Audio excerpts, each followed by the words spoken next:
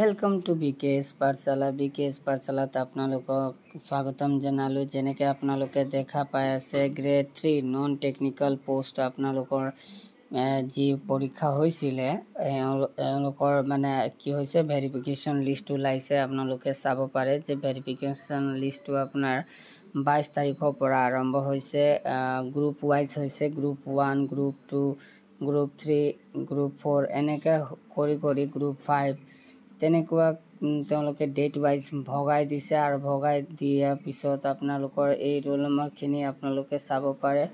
মই মোৰ টেলিগ্ৰাম চেনেলত গৈ আপোনালোকে এইখিনি পিডিএফটো পাই যাব। পিডিএফটো পাই আপোনালোকে চাই ল'ব যে কি দিছে, কাৰ ৰোল নম্বৰ আছে, আপোনালোকে পিডিএফটো পাই যাব। লগতে যি নটিফিকেশন দিছিলে সেইটোও পাই যাব আপোনালোকে। আৰু এই ডেট ওয়াইজ আপোনালোকৰ যাব লাগিব। গৈ আপোনালোকে ভেৰিফিকেশনত ডকুমেন্টস লৈ যাব লাগিব, গোটেই ডকুমেন্টস। যেহেতু সব ডিপাৰ্টমেন্টৰ ৰিজাল্ট দিছিলে, নন টেকনিকেলৰ এতিয়ালৈকে দিয়া নাছিলে, কিন্তু কালি ৰাতিয়ে মানে ৰিজাল্টটো আউট হ'ল।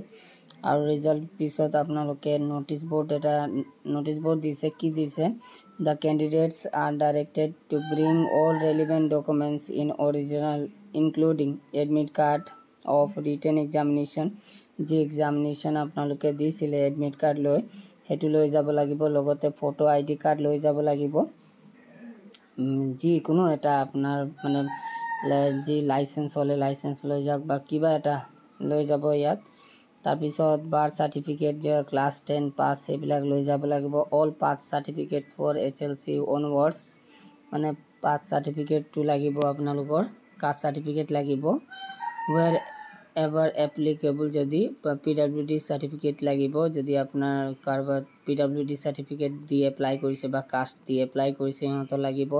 লগতে এমপ্লয়মেন্ট এক্সচেঞ্জ ৰেজিষ্ট্ৰেশ্যন সাৰ্টিফিকেটটো লাগিবই। আৰু লগতে আপোনাৰ 2 copies of passport size photograph লাগিব। আৰু ইয়াত আপোনালোকে কৈছে যে 2 নম্বৰ পইণ্টত কৈছে roll number of few candidates may appear simultaneously in different categories of post as they have applied in multiple posts and common written exam was held. As per marks obtained by the candidate, she been shortlisted for skill test document verification. ইয়াত কৈছে যে few কেণ্ডিডেটস কি হৈছে আপোনাৰ different categories পোষ্টত মানে আপোনালোকে কি কৰিছে মাল্টিপল পোষ্টত মানে তেওঁলোকে এপ্লাই কৰিছিলে। আৰু এওঁলোকক কি হৈছে সিহঁতৰ মাৰ্ক যি অবটেইন কৰিছে এওঁলোকে শৰ্ট লিষ্ট কৰিছে ডিফাৰেণ্ট পোষ্টত। আৰু এওঁলোকৰ ডকুমেন্টস লৈ ভেৰিফিকেশ্যনত আহিবলৈ জনাইছে। তো এইখিনি আপোনাৰ আছে, চাব পাৰে যে তেওঁলোকে যেনেকৈ কৈছে ডিফাৰেণ্ট কেটেগৰিজত ফিউ কেণ্ডিডেট মানে বেছি নহয়, ফিউ কেণ্ডিডেটৰ মানে ডিফাৰেণ্ট পোষ্টতো লিষ্টত আহিছে সিহঁতৰ নাম আপোনালোকে চাব পাৰে। ইয়াত আপোনালোকৰ দিছে, ইয়াত চাব পাৰে গ্ৰুপ 7 তাৰপিছত গ্ৰুপ C এনেকৈ ভগাই মানে এওঁলোকে কি কৰিছে আপোনাৰ লিষ্টখন আউট কৰি দিছে, যিহেতু আৰামভাৱে কি হ'ব পাৰিব ভেৰিফিকেশ্যন হ'ব পাৰিব। আৰু এইটো চাওক সব ডিপাৰ্টমেণ্ট যেনেকৈ LP UP ওলাল প্ৰভিজনেল লিষ্ট, GT ভেৰিফিকেশ্যন চলি আছে, বাকি বেলেগ ডিপাৰ্টমেণ্টৰ ভেৰিফিকেশ্যন চলি আছে, তেনেকুৱা ইয়াতো দিছে। আৰু এইটো আপোনালোকৰ চলিব